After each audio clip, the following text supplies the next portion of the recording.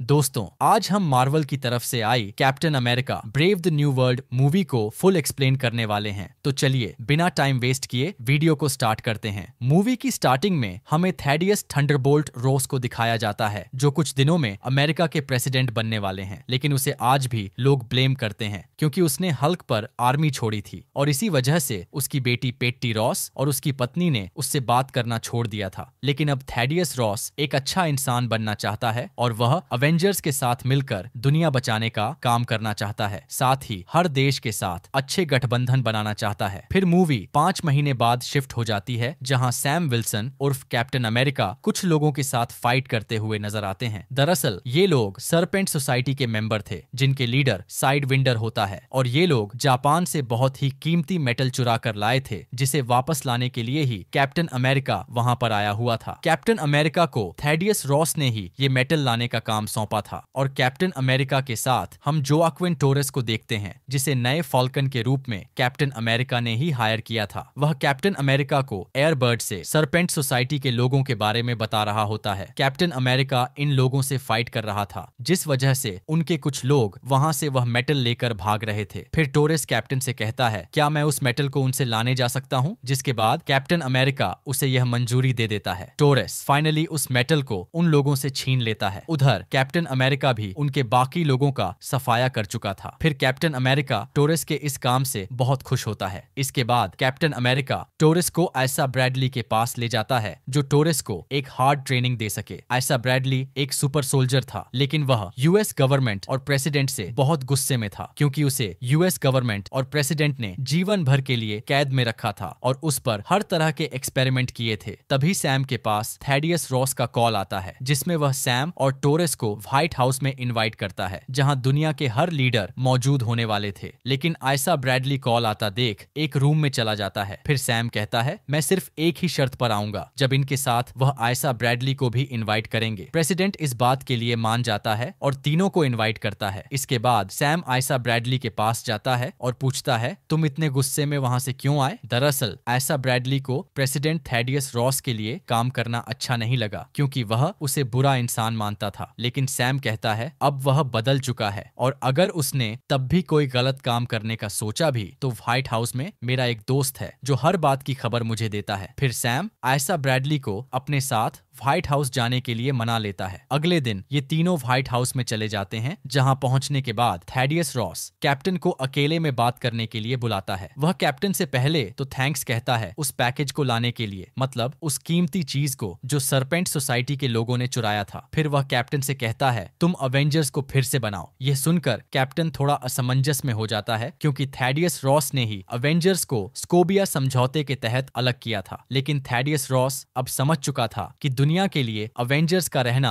बहुत इंपॉर्टेंट है और अवेंजर्स की वजह से ही उसकी बेटी भी आज जिंदा है। पूरे देश की गठबंधन के लिए अवेंजर्स का फिर से बनना जरूरी था। वह सैम से कहता है, अभी जवाब मत दो, सोचकर बताना। इसके बाद वह दोनों मीटिंग में चले जाते हैं। वहां थैडियस रॉस सभी को बताता है कि इंडियन ओशियन में सेल्सियस आइलैंड उभरा है। सभी लोग अपना अपना हक जमाने के लिए बहसबाजी शुरू कर देते हैं, जहां हर देश वहां पर खोज किया गया, जिसमें एक ऐसा धातु मिला है जो हजारों सालों के बाद ऐसा कुछ चीज मिला है जो पृथ्वी की हुलिया बदल सकता है, फिर चाहे वह दवाई हो या रक्षा उपाय या कुछ और इस धातु को जापान से कुछ लोग चुरा ले गए थे, लेकिन उसे वहां से वापस लाया जा चुका है और वह एक सुरक्षित जगह पर महफूज है। और इसकी श्रेय जाती है कैप्टन अमेरिका और टोरेस फॉल्कन को, जिसके लिए सभी लोग तालियां बजाते हैं। फिर थैडियस रॉस बोलते हैं, हमें आज ही पूरे देश को गठबंधन करना होगा, तभी हम वाइब्रेनियम निकाल सकते हैं और इसका फायदा सभी देशों को मिलेगा। तभी अचानक आयसा ब्रैडली थैडियस रॉस पर हमला कर देते हैं। लेकिन ऐसा लग रहा था कि आयसा ब्रैडली खुद ये हमला नहीं कर रहा हो, बल्कि कोई उसे अपनी वश में करके हमला करवा रहा हो। लेकिन पुलिस आयसा ब्रैडली को अपने हिरासत में ले लेती है, बट थैडियस रॉस को कुछ नहीं हुआ। फिर सैम तुरंत थैडियस रॉस से मिलने जाते हैं और वह कहते हैं, ब्रैडली ऐसा कुछ नहीं कर सकता, यकीनन यहाँ कुछ तो गड़बड़ हुआ है। तभी वहां पर रूथ बैट सेराफ आती है, जो प्रेसिडेंट की असिस्टेंट होती है, और थैडियस रॉस ने यह केस उसी को सॉल्व करने को देते हैं। बट सैम यह केस खुद सॉल्व करना चाहते थे, लेकिन थैडियस रॉस इसके लिए साफ मना कर देते हैं, क्योंकि वह जानते थे कि ब्रैडली उनका दोस्त है, इसलिए वह उसे छुड़ाने के लिए कुछ भी कर सकते हैं, यहाँ तक कि गलत काम भी कर सकते हैं। यह कहकर वह केस उन्हें नहीं देते, लेकिन तब भी सैम ठान लेते हैं कि वह कुछ भी करके ब्रैडली को छुड़ाएंगे। फिर वह सीधा ब्रैडली के पास मिलने जाते हैं जहां वह कैद था। सैम ब्रैडली से पूछते हैं, तुम एग्जैक्टली बताओ कि व्हाइट हाउस में तुम्हारे साथ क्या हुआ था। ब्रैडली कहते हैं, व्हाइट हाउस में इंटर होने के बाद यूएस आर्मी के कब्जे में कैसे आया खुद मुझे नहीं पता, लेकिन इतना याद है कि व्हाइट हाउस में मेरा मोबाइल ढंग से काम नहीं कर रहा था। इसके बाद सैम कार से वहां से जा रहे होते हैं और फाल्कन से बात करके बताते हैं ये सब मोबाइल से कुछ गड़बड़ हुआ है। इधर टोरेस फाल्कन उस दिन की फुटेज देख रहे होते हैं जहां वह देखते हैं कि ऐसा ब्रैडली के फोन बार बार चमक रहे थे और बाकी 4 शूटर्स के भी फोन चमक रहे थे। फिर वो समझ जाते हैं कि ये मोबाइल से ही कुछ गड़बड़ हुआ है। वहीं दूसरी तरफ रूथ बैट सेराफ भी यही फुटेज देखती हैं और उन्हें भी ये सारा चक्कर समझ में आ जाता है। इधर तभी सैम की कार पर साइड विंडर हमला कर देता है। यह सरपेंट सोसाइटी का लीडर था। वह सैम से बदला लेने के लिए आया हुआ था। हमले की वजह से कार ब्लास्ट हो जाती है, लेकिन सैम बच जाते हैं। वह साइड विंडर पर पलटवार करते हैं जिससे साइड विंडर घायल हो जाता है। फिर साइड विंडर के मोबाइल पे एक कॉल आता है जिसे सैम उठाते हैं और एक आदमी बोलता है, कैप्टन तुमने अच्छी फाइट की है लेकिन आगे क्या होगा तुम्हें नहीं पता। यह कहकर मोबाइल कट हो जाता है। फिर सैम मोबाइल को अपने साथ ले जाते हैं और साइड विंडर को पुलिस कस्टडी में दे देते हैं। इधर प्रेसिडेंट गठबंधन के बारे में पेरिस और इंडिया के प्राइम मिनिस्टर से कॉन्फ्रेंस कॉल में बात कर रहे होते हैं। उनका कहना था, जब आप अपने ही व्हाइट हाउस में महफूज नहीं हैं, तो हम कैसे गठबंधन के लिए मान जाएं? लेकिन प्रेसिडेंट ने कहा, सभी मुजरिम हिरासत में हैं। फिर पेरिस और इंडिया के प्राइम मिनिस्टर ने कहा, जापान के प्राइम मिनिस्टर के समझौते के बिना यह गठबंधन इम्पॉसिबल है। फिर थैडियस रॉस ने कहा, मैं उसे समझा दूंगा। इधर सैम टोरेस के पास आते हैं जहां सैम उस वीडियो को देखते हैं। वह नोटिस करते हैं कि ब्रैडली थैडियस रॉस के ठीक सामने ही खड़ा था, लेकिन उसने उसे शूट नहीं किया, जिस पर सैम समझ जाते हैं कि यह जो कोई भी करवा रहा है वह थैडियस रॉस की मौत नहीं बल्कि कुछ और चाहता है। फिर सैम ने साइड विंडर के मोबाइल के लास्ट कॉल को ट्रेस करवाया, जिसकी लोकेशन टोरेस फाल्कन ट्रेस करते हैं तो पता चलता है कि वह एक वेस्ट वर्जीनिया का सुनसान इलाका था जहां न ही कोई आबादी थी और न कोई सैटेलाइट। फिर वे समझ जाते हैं कि यही जगह कुछ गड़बड़ है। फिर दोनों उस लोकेशन के लिए निकल जाते हैं। इधर हम रूथ बैट को देखते हैं जहां एक ऑफिसर जेल के 2 कैदियों को मारकर खुद को गोली मार लेता है। इधर प्रेसिडेंट के पास एक कॉल आता है और उस कॉल पर वही व्यक्ति था जिसने व्हाइट हाउस में प्रेसिडेंट पर हमला करवाया था। हमें यहाँ पर पता चलता है कि प्रेसिडेंट और उस व्यक्ति के बीच कुछ खींचातानी हुई है जिस वजह से उसने हमला करवाया था। फिर इधर सैम और टोरेस दोनों उस लोकेशन पर पहुंचते हैं जहां पे हम लीडर सैमुअल स्टर्न को देखते हैं, जिसे हमने आखिरी बार दी हल्क इनक्रेडिबल मूवी में देखा था। उसने बताया कि पहले सरपेंट सोसाइटी के लीडर की मदद से उसने धातु को चुरवाया, फिर व्हाइट हाउस पर हमला करवाया। वह ऐसा एक ऐसी टेक्नोलॉजी की मदद से कर रहा था जिसमें पहले तो मोबाइल पर एक पैटर्न दिखाया जाता है, फिर वह व्यक्ति पूरे स्टर्न के वश में हो जाता है और स्टर्न उससे वो करा सकता है जो उसे करवाना होता है। फिर स्टर्न सैम और टोरेस को मारने के लिए कुछ यूएस आर्मी छोड़ देता है और खुद वहां से चला जाता है। सैम और टोरेस दोनों मिलकर यूएस आर्मी से फाइट करते हैं। तभी वहां पर रूथ बैट सेराफ आती है और वह उनकी मदद करती है क्योंकि अब उसे भी पता चल गया था कि इसके पीछे कोई और है। फिर ये तीनों यूएस आर्मी को मारकर वहां से निकल जाते हैं। इधर जापान का प्राइम मिनिस्टर उस आइलैंड पर अकेले कब्जा करना चाहता था और वह अपनी नेवी भेजने वाला था। थैडियस रॉस भी अपनी नेवी को भेजने के लिए कहता है क्योंकि अब वह चाहता था कि अगर अब कोई एक देश उस वाइब्रेनियम का मालिक बनेगा तो अब सिर्फ वो देश हम होंगे। उधर एक जेल में सैम का एक दोस्त होता है जिनके पास सैम, टोरेस और रूथ बैठ आते हैं। सैम स्टर्न के फार्मूले की दवाई को जांच के लिए उस ऑफिसर को देता है। उसी जेल में सरपेंट सोसाइटी का लीडर कैद था। सैम उससे जाकर पूछता है, स्टर्न ने ऐसा क्यों किया? इस पर वह जवाब देता है, स्टर्न हमारे पुराने यूनिट को बहुत पहले मलबे के नीचे दबा हुआ मिला था। डॉक्टर ब्रूस बैनर के खून के इन्फेक्टेड के बाद भी उसे हल्क की पावर नहीं मिली, बल्कि उसे एक तेज दिमाग मिला। इसी दिमाग की वजह से थैडियस रॉस ने टेक्नोलॉजी और वेपन्स बना कर दिए, क्योंकि थैडियस रॉस ने कहा था कि प्रेसिडेंट बनने के बाद स्टर्न की सजा माफ करेगा। लेकिन अब थैडियस रॉस प्रेसिडेंट बन गया है पर सजा माफ नहीं की, इसलिए स्टर्न ने वाइब्रेनियम को चुरवाया ताकि जापान और यूएस दोनों देशों के बीच युद्ध छिड़ जाए। व्हाइट हाउस पर हमला इसलिए करवाया ताकि गठबंधन रुक जाए। सैम को ये सारी बात समझ में आ गई। फिर सैम को यह भी पता चलता है कि थैडियस रॉस ने आइलैंड पर हमला करने के लिए नेवी भेजी है। इसके बाद ये सभी थैडियस रॉस के पास जाते हैं। सैम थैडियस रॉस से अकेले में बात करता है। वह बताता है स्टर्न ने ही वो वाइब्रेनियम चुरवाया और व्हाइट हाउस पर हमला भी करवाया, और ये सब उसने एक माइंड कंट्रोल टेक्नोलॉजी की मदद से किया है। शायद उसने आपकी माइंड को भी कंट्रोल किया है। मैंने उस कैंप में आपकी मेडिकल रिपोर्ट देखी थी, वहां पर आपकी ब्लड टेस्ट, स्कैन वगैरह सारी जांच हुई है, ये क्यों हुआ? थैडियस रॉस पहले तो चुप रहता है, फिर बोलता है, अगर मैं ऐसा नहीं करता तो मैं मर जाता। तभी एक ऑफिसर आता है और बताता है, हमारे 2 फाइटर पायलट्स ने जापान के पायलट्स पर हमला कर दिया है। ये सुनकर थैडियस रॉस उन्हें वापस बुलाने को कहता है। इसके बाद उन्हें रोकने के लिए सैम और टोरेस जाते हैं। वे इस मामले को ठंडा तो कर देते हैं, लेकिन इसमें टोरेस जख्मी हो जाता है, जिसके बाद उसे हॉस्पिटल ले जाया जाता है। इसी बीच थैडियस रॉस के शरीर में कुछ अजीब होने लगता है। तभी स्टर्न थैडियस रॉस को कॉल में बताता है, मैंने तुम्हारे शरीर में एक ऐसा केमिकल डाला है जिसके बाद तुम अपना होश खो बैठोगे और हर जगह तबाही मचाओगे। फिर तुम्हारी बेटी तुमसे कभी बात नहीं करेगी। उधर वह ऑफिसर जिसे सैम ने स्टर्न के फार्मूले को चेक करने को दिया था, उसे स्टर्न वहां आकर मार देता है। थैडियस रॉस प्रेस कॉन्फ्रेंस में भाषण दे रहे होते हैं। तभी सैम के पास स्टर्न आता है और कहता है, थैडियस रॉस ने मुझे हैवान बनाया है, तो मुझे भी यकीनन उसे यही बनाना होगा। ये सुनकर सैम शॉक हो जाता है। तभी वहां यूएस आर्मी आकर स्टर्न को अपने कब्जे में ले लेती है और इधर थैडियस रॉस को हम देखते हैं कि वह एक खतरनाक रेड हल्क में बदल चुका है और तबाही मचाना शुरू कर देता है। तभी सैम आता है। फिर दोनों के बीच जबरदस्त फाइट होती है, लेकिन रेड हल्क सैम पर भारी पड़ रहा था। फिर सैम उसे उसकी असली रूप में आने के लिए इमोशनल करने की कोशिश करता है और उसे एक ऐसी जगह ले जाता है जहां थैडियस रॉस अपनी बेटी के साथ वक्त बिताता था। लेकिन वहां पर भी इन दोनों के बीच जबरदस्त फाइट होती है, जिसमें दोनों घायल हो जाते हैं। फिर वहां पर रूथ बैठाती है। सैम और थैडियस को होश आता है। सैम एक बार फिर उसे इमोशनल करने की कोशिश करता है, जिसके बाद थैडियस रॉस इमोशनल हो जाता है और अपनी असली रूप में आ जाता है। इसके बाद थैडियस रॉस अपनी गलती को कबूल करता है और सजा काटने का फैसला करता है। इसके बाद सभी देशों के बीच गठबंधन हो जाता है और थैडियस रॉस से उसकी बेटी भी बात करने लगती है। ब्रैडली को भी जेल से रिहा कर दिया जाता है और टोरेस भी ठीक हो जाता है। इसी के साथ यह मूवी खत्म होती है।